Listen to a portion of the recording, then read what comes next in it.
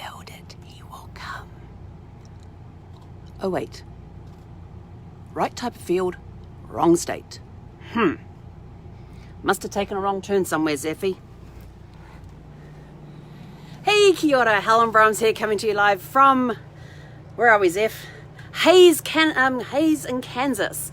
We had an awesome day today, and you'll hear about that in a minute. How did your Thankful Thursdays go?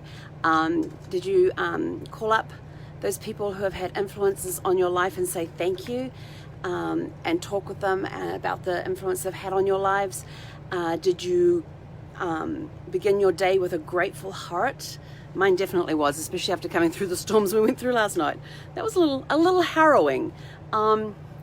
Did you contact clients, vendors, peers, people who have helped you with your business, and thanked them for it? So that was your challenges today. Let's see, where do we go? Oh yeah. So if you saw my Facebook Live this morning, you would have seen that we had a bit of a rough start to the day. It started at 3 o'clock in the morning, just after 3 o'clock this morning, when we got woken up with high winds, severe thunderstorm warnings with possible wind gusts up to 60 miles per hour. And the warning was through till 4:16, and it was probably around 4:30-ish, I think, somewhere closer to 5 o'clock, that we finally got back to sleep. And got woken up again around 5:15 with a big clap of thunder overhead. It was enough to make both of us jump like crazy. Zeffy was almost trying to sleep on top of me when I went back to sleep. At one point she was snuggled up against the small of my back, and that gets hot. It gets very hot when she's curled up against the small of my back. So I turned over so she could curl up against the front of me, which was much better.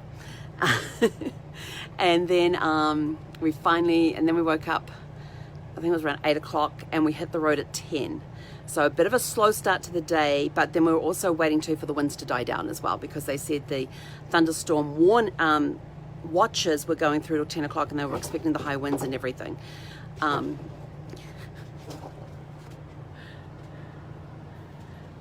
What you doing? Her bone just there, she was just kicking that along the floor with her front paw. What you doing? Oh, I see you've been chomping on your chew stick. It's in pieces. You gonna look pretty? Good girl. So we finally left at 10 o'clock. 209 miles to go. The GPS that we were looking at last night said it was going to take us like 5.5 hours. But then I suddenly remembered, that's looking at, sorry, she's now playing catch in her mouth with her stick. She's throwing it in the air and catching it.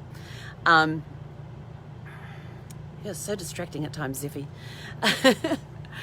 We then we got on the road at 10 o'clock. The GPS said it would take 5.5 hours, but then remember that was at 40 miles an hour, because it goes off our speed that we put in the system, and we were allowing time for breaks and everything else. So actual drive time, so we left there at 10 a.m., got here at 1:38, so that's 3 hours and 38 minutes. 1 hour of that drive was spent on 2 different breaks, including one of them had a nap. But it was a good drive through. It was windy most of the way.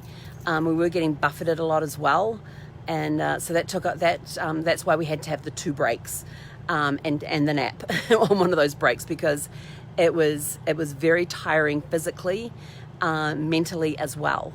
You're playing that mental game with yourself, that, oh my gosh, we're going to get blown off the road, and no, we're going to be okay.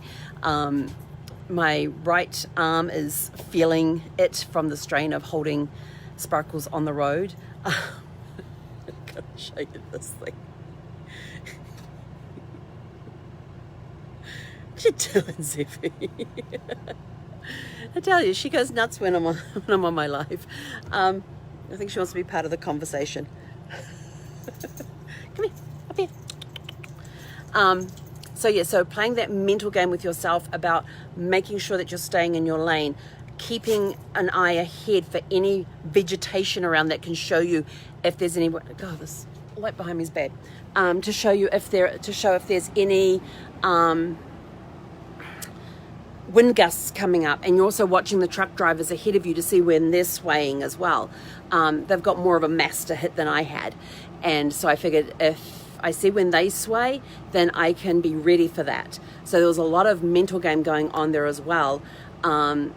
Thoughts of, oh my gosh, I'm going to get blown off the side of the road, I'm going to get blown, and then you're down to single lanes and there's road workers on one side of you and there's a barrier on the other side, and it's like, oh crap, I'm in this narrow area, I'm going to get blown across into this traffic or into the workers, I'm going to kill somebody.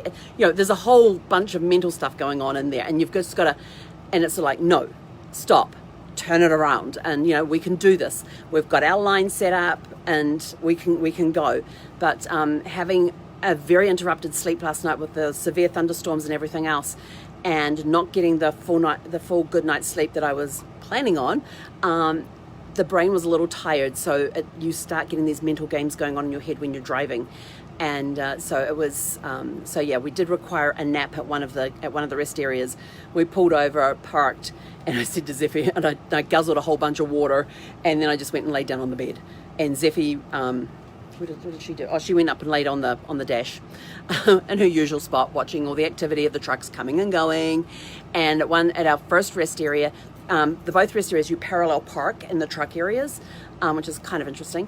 And we were at the very end of one of the rows on the first one, and I'm going to post the pictures later on, but this truck comes up and it had an army tank on the back, and just ahead was one of the army bases, and I can't remember which name, but you come over this rise and all of a sudden there were all of these army helicopters all lined up, all laid out there on the laid out's not the right one, all parked, whatever term you use for parking a plane or a helicopter.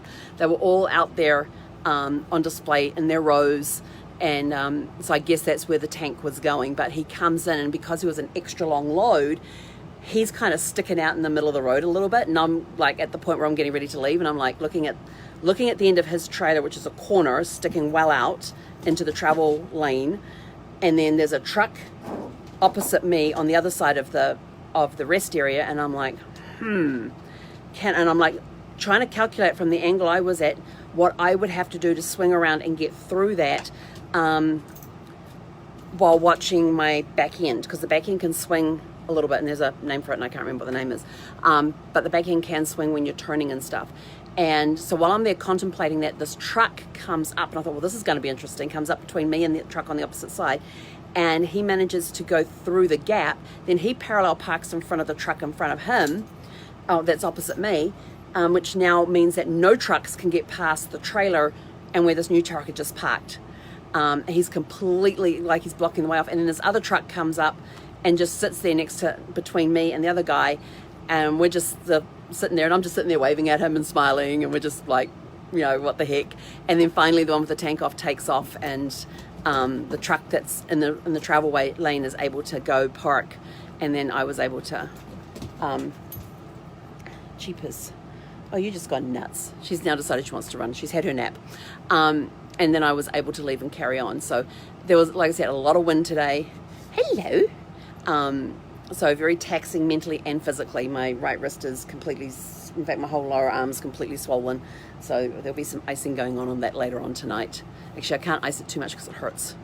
So we'll just have to be gentle with it. Would you stop biting my hand, please?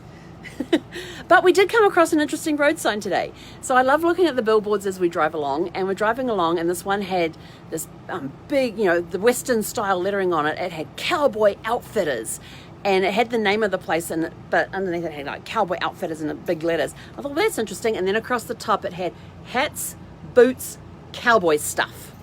And I was like, well, that's interesting. Now I know if for cowboys, if it's not hats and it's not boots, it's technically called cowboy stuff. So I guess that means like their ropes for lassoing, their chaps, their vests that they wear when they're out in the protective vests that they wear, all that other stuff that cowboys use or wear now has a technical term, cowboy stuff. So if it's not hats, it's not boots, it's cowboy stuff. So I learnt that today. So we got to this campground here is only a year old. Their sites are huge. They are 132 feet long. That's the pull through. They have, I wrote it down here. They have 44 sites in total.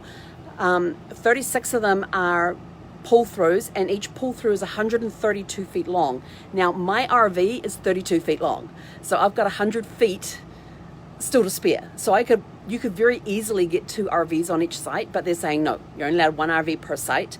Mind you, they only have 1 hookup on each site as well.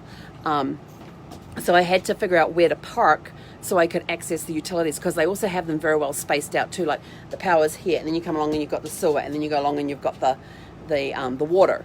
And so they're not close together like most of them have them. You know, the power, the water, and the sewer are all within a close proximity. These ones are spread out.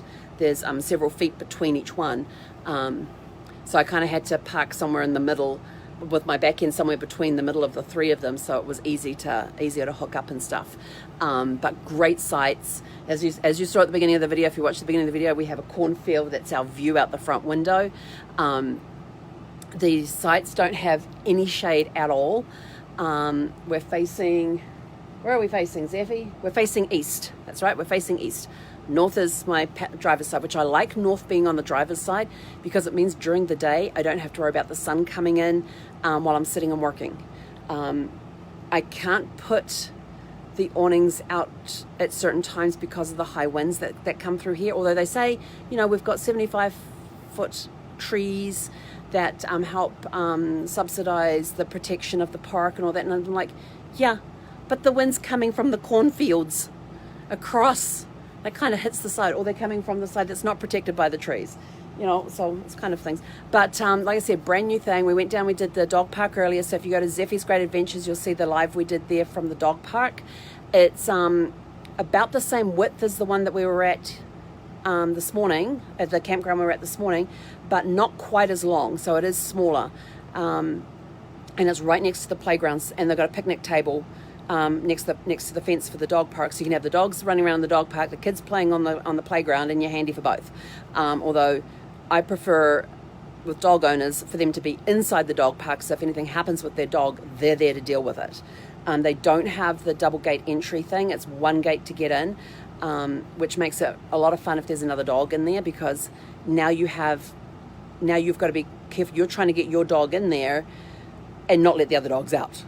So that makes it a little fun. And their gates have enough space that small dogs will be able to get through between the gate post and the gate, or underneath. They've got a double gate area too, where they've got it where they can open it and bring in the ride-on mower to ride around and mow, and then ride back out again. But there's enough of a gap between the posts and the gates and underneath the gates for small dogs to be very easily to be able to get out. Zeffy at one point was trying to, and fortunately she's a little bigger than the gaps. Not much though, not much. But they had the playground there. Right behind the playground was a horseshoe pits. They also have ponds here. But what they're going to be doing, they're saying coming soon, on their little flyer here, it says coming soon they're going to put in an outdoor movie theater, an RC track, an archery range, a fishing pond, and a concert venue. And that's going to go, if you watch the video on the dog park, that's going to go all in that area behind, because in the video I point out where the venue is going to be, and it's behind that bank of trees that's behind the dog park. So they've got a lot of development they're going to be doing for this. She really wants to go play. But it's a very nice park. The sites, it's all gravel, and the sites are level. I mean, level. I have my little level app on my phone that I put in certain places of the RV, and I also do what they call the door test with like the bathroom, where you bring the door open to 45 degrees and then let it go and see what happens. Does it go forward? Does it go back? Does it stay put? And that's one way of testing if it's pretty level, and it stays put. 45 degrees, it stays put. So it's nice to know that we're nice and level. But I'm finding that a lot of these little mom and pop places have very leveled sites, and they seem to take care of the grounds a little more than a lot of the corporate owned ones, which is kind of nice. So I'm kind of like looking forward to traveling to more of these mom and pop places. Plus they're inexpensive. This one is $35 a night. We've got full hookup, they've got laundry here, they've got showers, they've got restrooms, and then they've got all this other stuff that's coming. It's great. Sophie's running around looking at them and she doesn't know what to do with herself. But it's very, very nice. I would be outside doing this outside, but there's an RV that pulled up next to us, and they're sitting outside in their chairs, and I was just going to do it out front of Zephy. And plus there's a lot of wind noise out there as well, so otherwise I would have been outside doing this. But we're pretty exposed where we are here. But we're here for a couple of nights, and then we're heading on towards Colorado Springs. So for all my Colorado Springs people, Monday or Tuesday we will be arriving in town. Haven't decided where we're going, but we'll leave here on Saturday, and then we'll determine whether we're going to be 2 or 3 nights at a place before we arrive in Colorado Springs. So I think that was it. Is that everything I had? Yep, that was all that I had. So hope you had a super fantastic sparkling day. I am now finally going to go take a shower. We've been to the dog park. We've had lunch, rather late. We've had a nap. We've done our, I'm doing a 90-day challenge where we get given a new business thing to do every day, and I've completed that, and so I thought, well, I'm going to complete that, and then I looked at the time and thought, I'm going to do my shower as soon as I finish this, because then I have a business meeting to go to, so I've got to go look all fresh and clean, and so I apologize for the glow.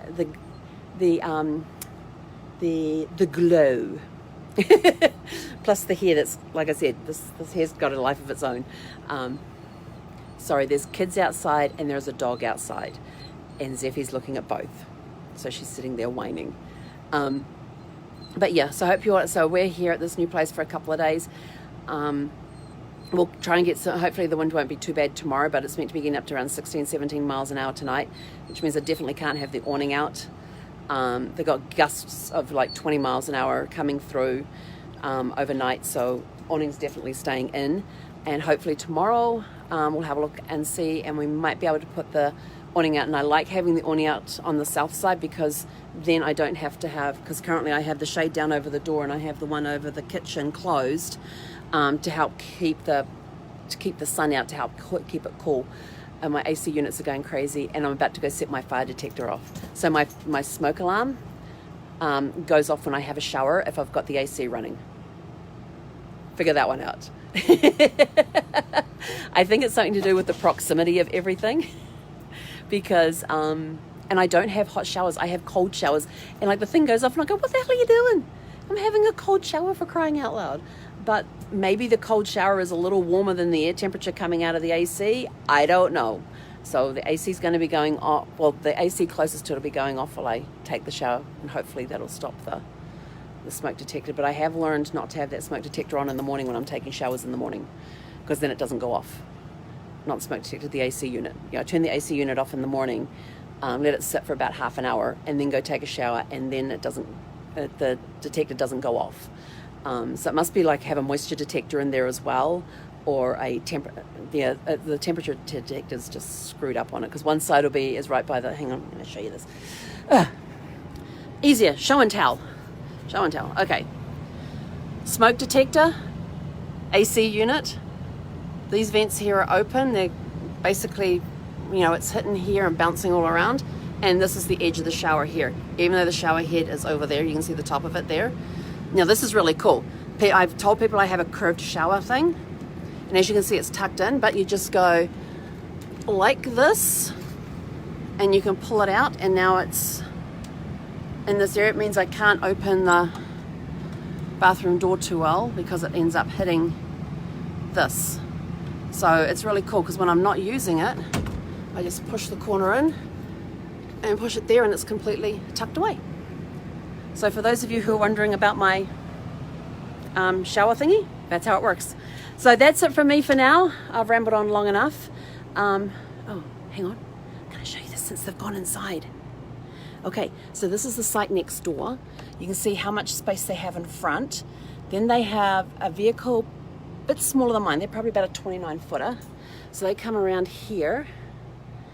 There's their car, their little car, and there's the end of their site. So you can, the end of their site. So you can see these are long sites. There's another good example over there.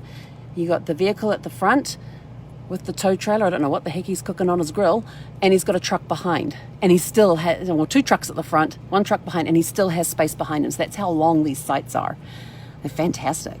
So yeah, so this is one of the this is the place that I've had with the longest pull-throughs. I've been to one where the site was 70 feet long and 40 feet wide, which meant you could get and it was in an area where there's a lot of off-road activities. So you had enough room to put your RV on the actual site, but then you had the rest of the width of the site to be able to park the trailers with your off-the-road vehicles, or take your off-the-road vehicles off the trailers and have places to park them and still have room for a picnic table. So depending what areas you're in as to what the campgrounds do, but some of them you're literally on top of each other. I've been in parks where we've had the side out and it's almost been touching the awning or the side of the vehicle next to us. So we've been in those tight places, but this is nice. You've got a lot of space between each site, and we've got the sides out here, and there's a good bit of space between here and there. So just little things that you pick up along the way and things that I like. And we're going to be starting a new website soon called Have to RV, and on there we're going to be doing written reviews to go along with the videos that we've done at the different RV parks and things, and we'll have photographs and all of that on there as well that we've taken. So we're going to start our own little, this is our journey.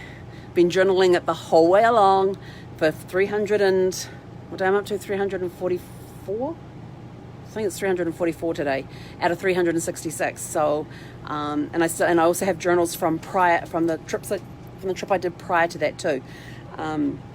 So we've got a lot of stuff that we can go back through and get that website up and running as well. So we've had the domain name for a while, so now we've decided that's what we're going to do with it, is stick the reviews up there, written reviews along with videos and photographs, and take it from there. So that's it from us for today. Have a super fantastic sparkling evening. I got to go quickly take a shower before I have to get on my next call. We'll catch you guys tomorrow morning with your challenges of the day. He konera.